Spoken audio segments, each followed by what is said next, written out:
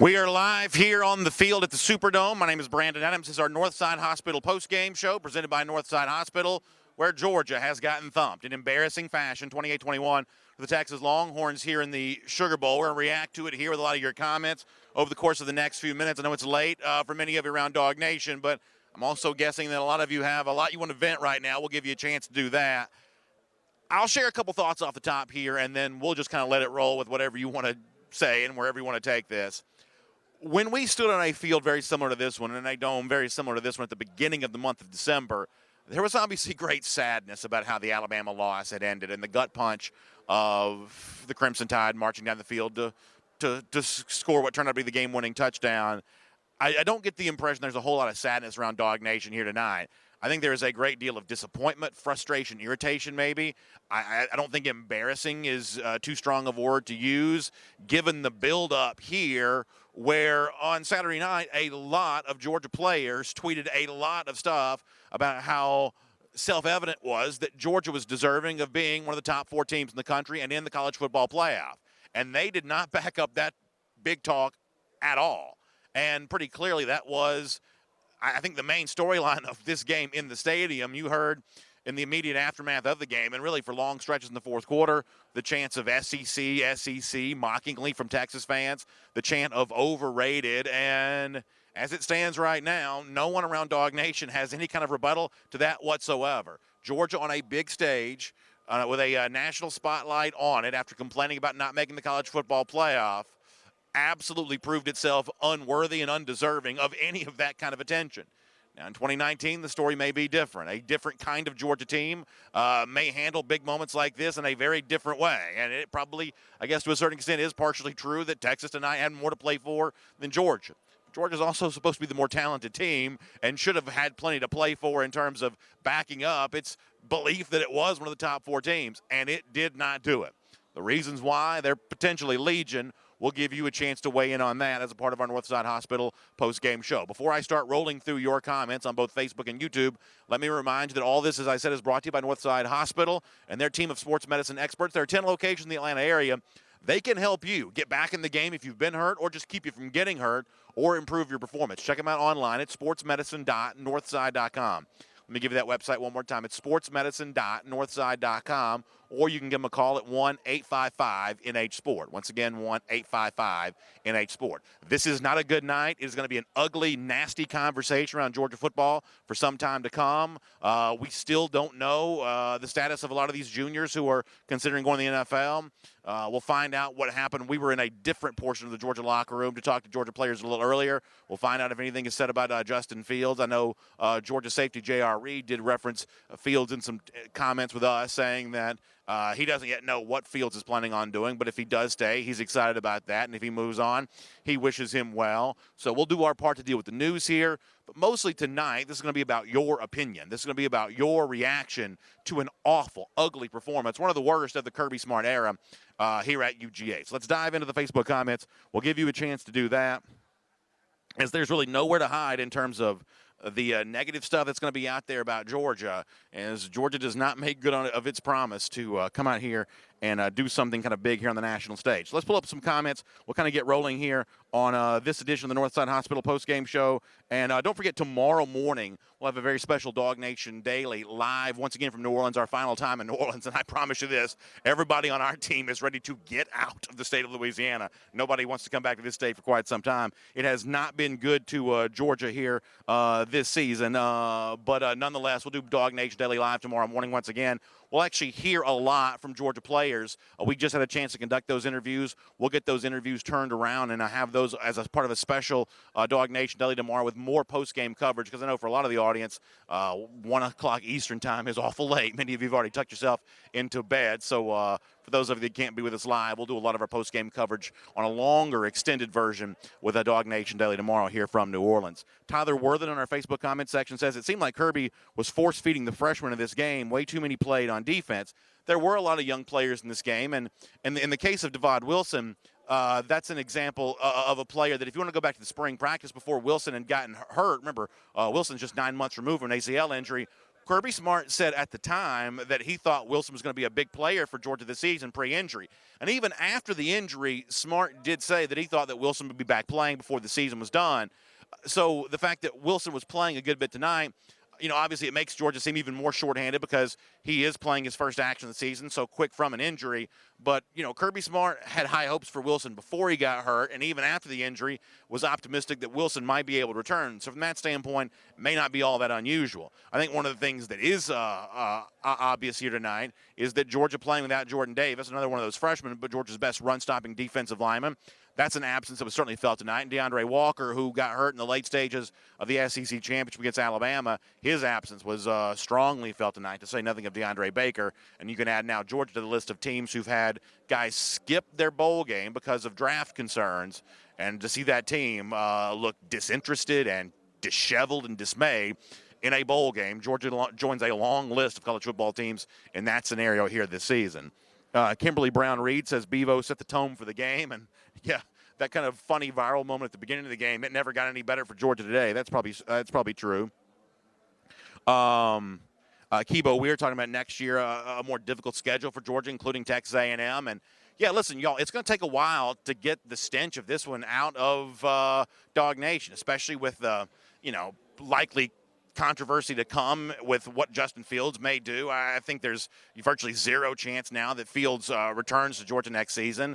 I think the fact that he doesn't play at all in this game is an indication that story had already been written and that they were just pro forma going through the motions by bringing Fields with them to New Orleans because there's really no other choice but to handle it that way. Fields is not apparently going to be on this team next year. If he was, he probably would have played in a consistent fashion with how he's played this season. In fact, I believe there's some, rumblings from the television broadcast. The TV broadcasters already had a pretty strong inclination that Fields was not going to play today.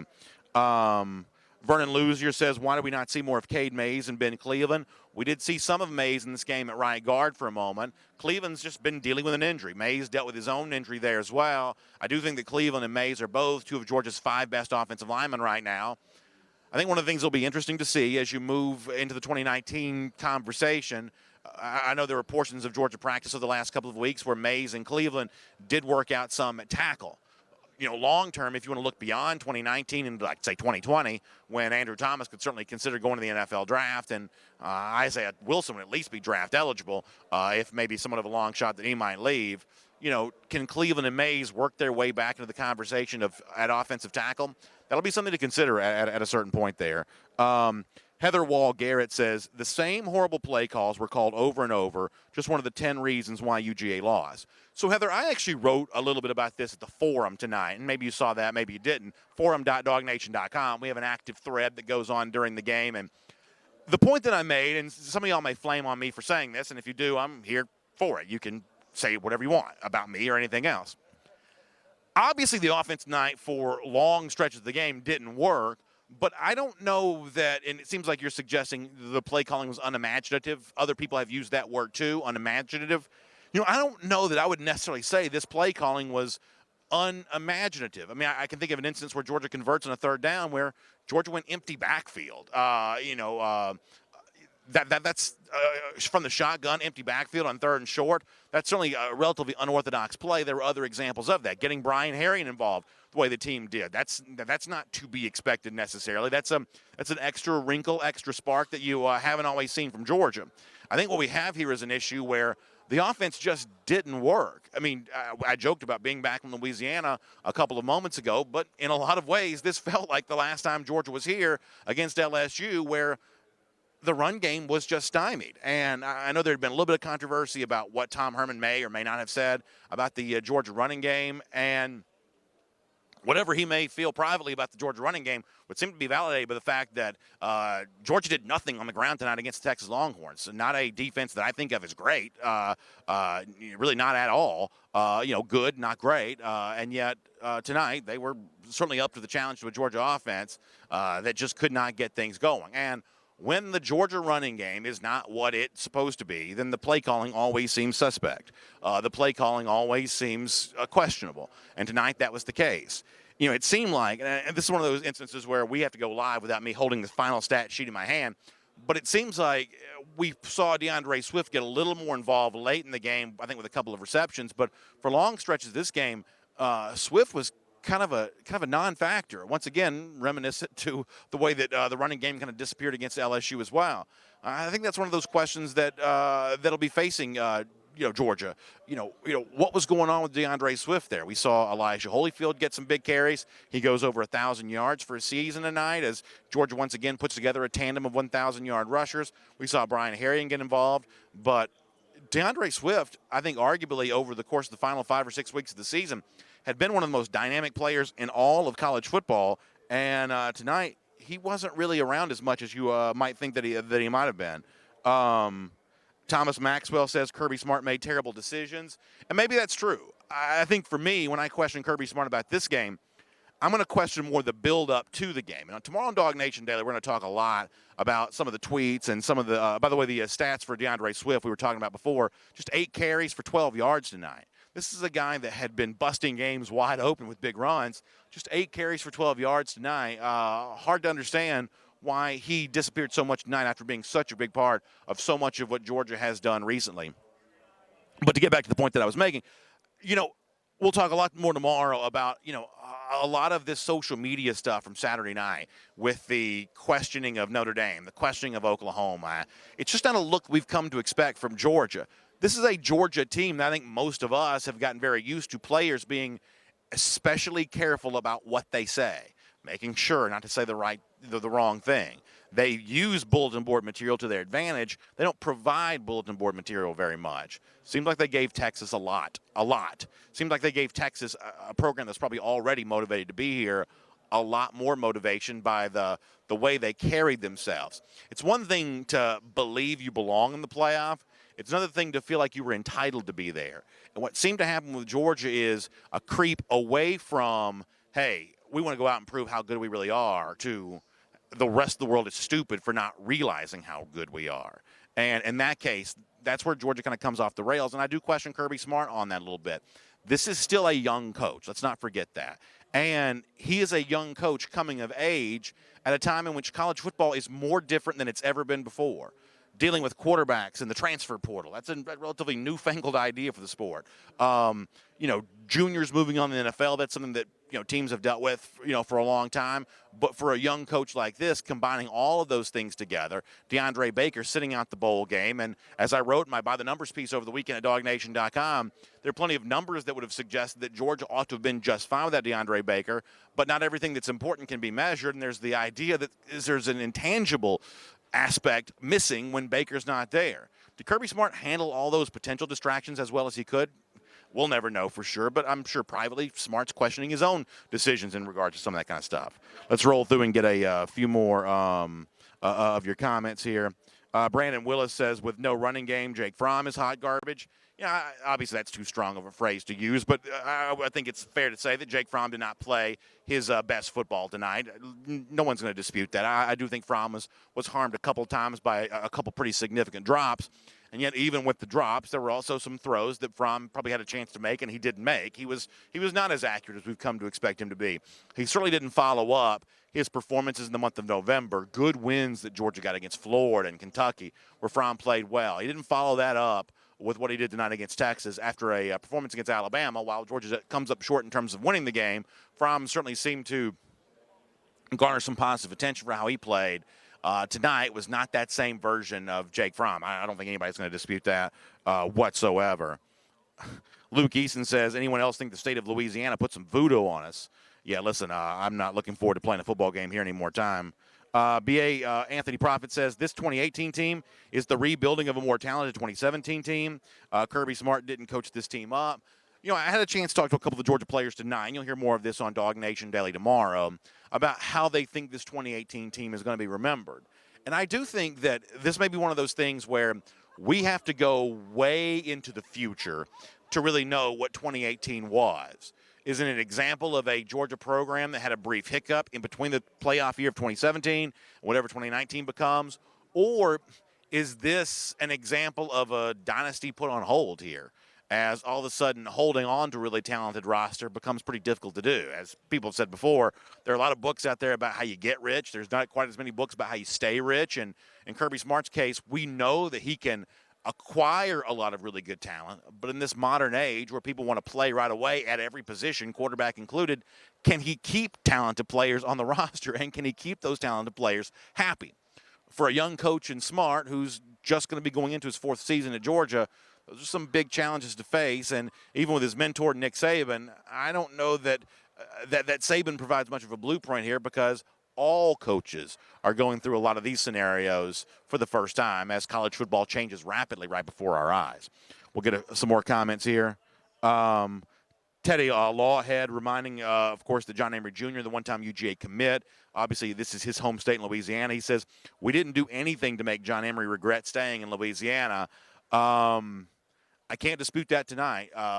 This is a Georgia running game tonight that was not its hallmark, not its trademark. We've come to expect this Georgia team to bust open big holes and big runs, and tonight they didn't do it. And when they don't do that, they're going to get beat, and they're going to get beat soundly. And despite what the final score shows, 28-21, this was a Georgia team that got beat pretty soundly. Let me take a moment to remind folks who we are, what we're doing. We'll get more of your comments here. My name is Brandon Adams. We are live on the field at the Superdome in New Orleans, Louisiana, with our Northside Hospital postgame show, licking our wounds here just a little bit as Georgia loses to Texas 28-21 in embarrassing fashion. This game was almost over right before, right in the first quarter. This is almost a whitewash from the very beginning. Georgia does fight back to make it as close as it possibly could. At one point in time, you thought there would maybe some faint hope that Georgia could actually stage a comeback, but that's really just window dressing in what was total domination from Texas all night long. Texas fans leave the Superdome mocking UGA with the SEC chant, calling Georgia overrated, and Georgia will now become the butt of many jokes from many people on social media. And if you've got friends, they don't even have to be Texas fans. They can be fans of just about anybody. I hate to tell you this, but the next few days are going to be pretty rough, as a lot of folks think Georgia got put in its place tonight, and around here we can't really say much to dispute that. Back to the comment section we go.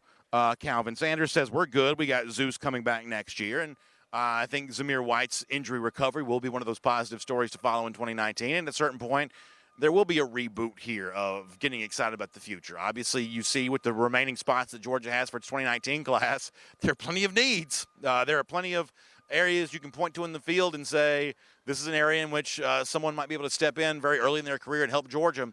And obviously, that's what this coaching staff will leverage to its advantage on the recruiting trail. There's no doubt about that. Jeff Vining says UGA was beat before they took the field. And, I was really interested to get to the heart of that matter with some of the Georgia players we had a chance to talk to a few minutes ago. Did they feel that way? The one thing they were all willing to acknowledge is they didn't play their best. They weren't necessarily willing to draw the line from that happening because they were, unhappy about being here, not wanting to play Texas, anything along those lines. That's not necessarily the statement they wanted to make, but obviously that's going to be the chatter out here of, much like Alabama in Sugar Bowls under Nick Saban, after the 2010 season against Utah, after the 2013 season against Oklahoma, coming out and not looking motivated, not looking ready to play. People are going to say the same thing about Georgia, and we'll certainly see what other Georgia players kind of have to say about that. But as it stands right now, kind of a tough situation. I've done some Facebook comments. Let me take a moment to do some YouTube comments here as well as a part of our Northside Hospital post-game show. By the way, huge thanks to Northside Hospital for making all this possible. Please make sure you check them out. There are 10 locations in the Atlanta area. We are so lucky in our city, for those of you that live in Atlanta, to have a team of sports medicine experts like that pretty much close to you wherever you are. So whatever you need in terms of that aching back or knee or whatever else, check them out online at sportsmedicine.northside.com. That website, once again, sportsmedicine.northside.com. Or you can also give them a call at 1-855-NH-SPORT. 1-855-NH-SPORT. All right, here on the YouTube comment section, let's talk some more here. My Fit Decision says play calling was terrible. And, look, it's not my job to carry the water for Jim Chaney. It's not my job to defend him. I think the point that I'm going to make here is that the offense didn't work. Is that because the play calling was bad? Georgia should have run this play instead of that play. In all honesty, I don't know. I think that's probably what I think is more true is that Georgia could not establish the run tonight. And anytime that Georgia's been unable to establish the run, Jim Chaney has always looked like a bad play caller. Coincidentally, anytime that Georgia has established the run, all of a sudden you seem to see pretty favorable responses about Chaney in comment sections like this one and message boards like our forum at forum.dognation.com. I think ultimately that's the real issue. And why was it that Georgia had such a hard time really getting that going tonight? Your guess is as good as mine on that. Obviously, we'll talk about that a lot in the next few days. Brandon Alvin says Jake was terrible tonight. It's certainly not his best game. There's no question about that. And obviously, it's not the game you want to see Fromm have, and what is likely Fields' finale in a Georgia uniform. Let's just be honest about that. It's not going to make everyone feel great about Fields departing if that is indeed what's about to happen with Fromm not exactly lighting the world on fire tonight. And I think over the course of the season, Jake Fromm has proven that he is Georgia's starting quarterback. And even if Fields wasn't about to transfer, which I believe he's probably going to, but even if Fields wasn't about to transfer, I wouldn't have been in favor of yanking Fromm out of this game anyway, because Fromm is Georgia's starting quarterback. Georgia needs a good backup. In 2019, Justin Fields would certainly qualify as that. But even if Fields wasn't planning on transferring, you're not making a quarterback switch in this game because Jake Fromm is the starting quarterback at Georgia based on everything that he's done thus far this season.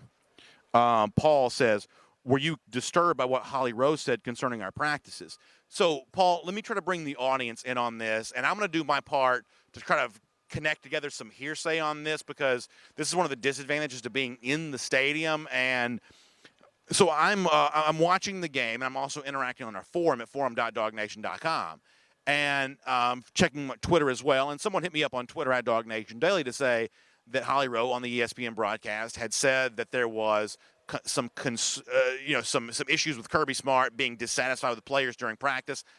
I believe the way it's been said to me on both the message board and on Twitter, and this is once again me restating hearsay what someone else said they heard on television. So jump in to correct me if I've got some facts wrong here, because this is not the kind of thing you want to be factually inaccurate about. But that some starters were, I think the word was benched during practice.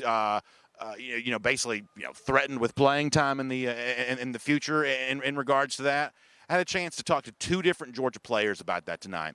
I had a chance to talk to Andrew Thomas about that, who said he had no idea what that was about. And I had a chance to talk to J.R. Reed, who certainly acknowledged that discussion was out there, seemed aware of that discussion, but said that was a rumor that could be refuted. So two different Georgia players said that was not true, and yet that conversation is going to still persist. So that was the reaction we got from the Georgia locker room. But as far as the original question about what's my feeling on that, that's obviously concerning, given the fact that the performance on the field seems to match up with the coach during the week who may have been dissatisfied with practice. Certainly it's easy to believe that could have happened based on the way that Georgia played tonight.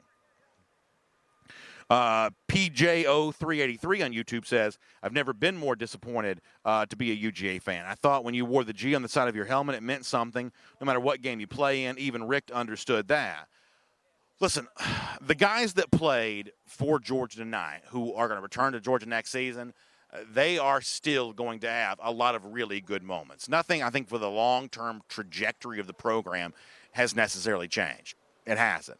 But I think everyone would acknowledge, players included, that this one tonight really hurt. If I had to suggest, y'all don't care about the media stuff, but, when we met as reporters with some of the players for video, and you'll see these videos tomorrow as part of a special Dog Nation Daily with post-game coverage provided by Northside Hospital. When we met with players, a few of the players that were hand-selected to come out were guys like Elijah Holyfield and McCole Hardman, who themselves had been talking about the playoff situation on Saturday night on social media. In this case, I don't think that was an accident. So in terms of not repping the G very well here over the last few days, I think privately the Georgia coaches and players would probably agree with that. And listen, this is the nature of football. You lose, and in a situation like this, it's going to be a long time before Georgia gets a chance to go out and change that narrative. It'll get some recruiting wins over the course of the next few weeks, and that'll be, really exciting.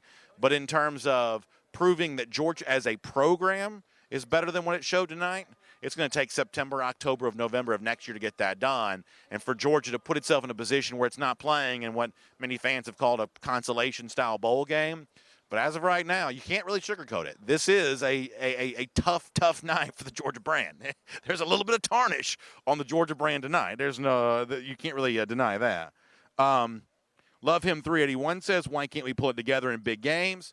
So here's the one thing that I would challenge here. And listen, I'm not going to be sunshine and roses. This was a bad night. But be careful with the idea of what a big game is, because Georgia lost to LSU. That's a big game Georgia lost. Georgia lost to Alabama. That's a big game Georgia lost. You could say tonight, because of the national television audience of a Sugar Bowl, that's a big game that Georgia lost. Why can't Georgia pull it together in big games? But Georgia went to Jacksonville and beat a Florida team that validated itself with how it played against Michigan in the Peach Bowl and won that game convincingly. That's a big game that Georgia won, and it shouldn't just be forgotten about because Georgia won it. The following week against Kentucky. And I know people say, well, Kentucky's just Kentucky. Kentucky beat Penn State today. And on the road for the SEC East, Georgia dominated that game. So Georgia has lost some big games. Over the last couple of years, a few of those have smarted more than others. But the only big games Georgia has played in are not the losses. There have also been some big game wins, too, including an SEC championship against Auburn and a Rose Bowl performance against Oklahoma, not to mention the games that I mentioned from this season. So I think it's important to keep perspective. Georgia is lucky enough as a program to have played in a lot of big games. Some of them have been wins, some of them have been losses.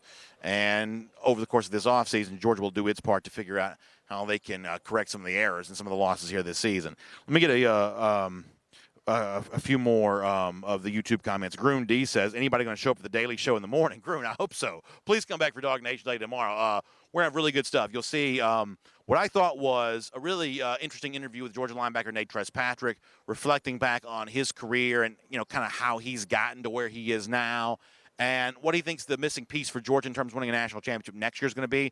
We'll hear from Nate Patrick on that tomorrow morning. We'll also hear, as I said, from Georgia safety J.R. Reed, McCole Hardman, Elijah Holyfield. I addressed the NFL storyline with all three of those guys. You can hear tomorrow what they had to say about that. So we got a lot to do in that regard tomorrow. So it'll be I don't want to say fun episode of Dog Nation Daily, but it'll certainly be a thorough retelling of what happened tonight against Texas and why things go wrong the way they did. Tom Gross says BA Florida will finish ahead of Georgia next week. Maybe so. I don't know. I don't know that I'm going to pay that close attention to what the final rankings end up being. Dope Vlog says I want to know what you think about the loss of Jordan Davis in the middle. I think it was crucial for Georgia tonight. I think it crushed Georgia tonight not to have Jordan Davis there. I think you saw three pretty significant absences for Georgia on defense.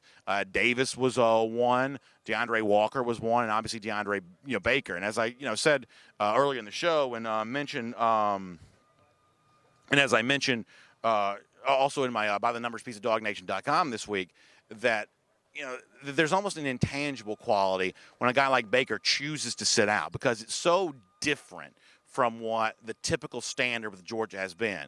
Everyone focused, everyone blocking out any kind of distraction.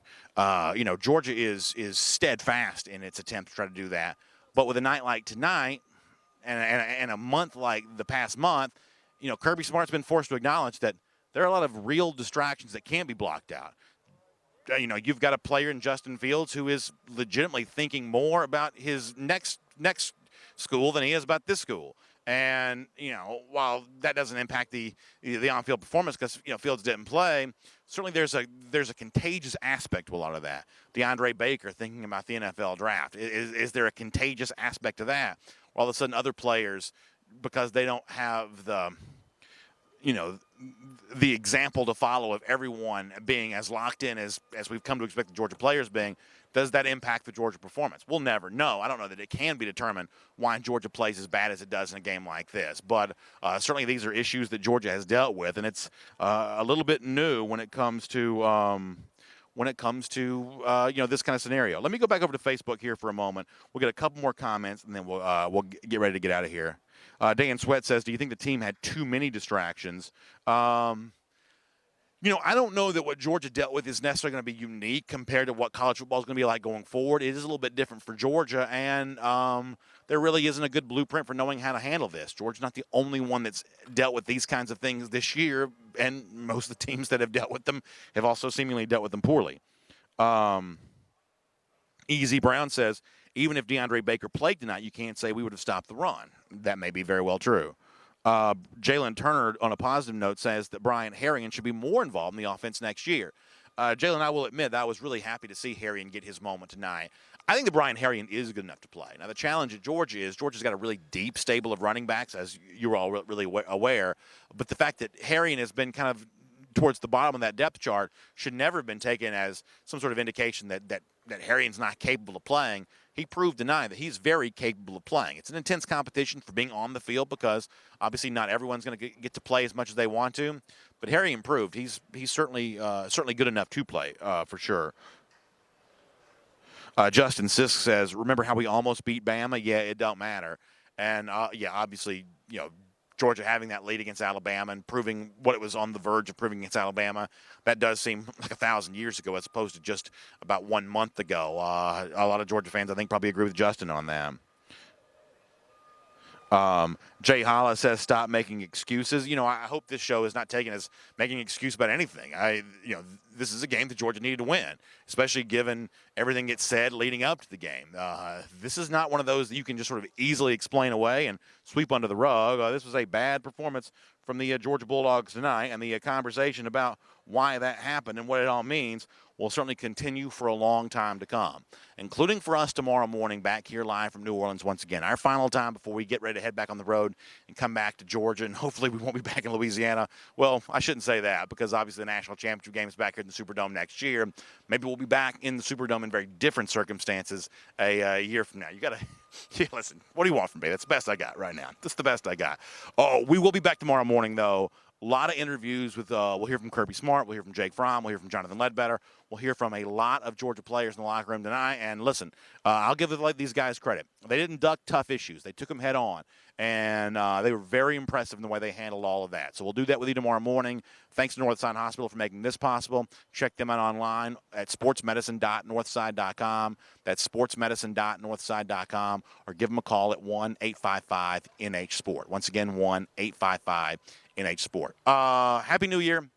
2019 does not get started off on a very good foot for Georgia fans. But we appreciate you allowing us to narrate this conversation with you tonight.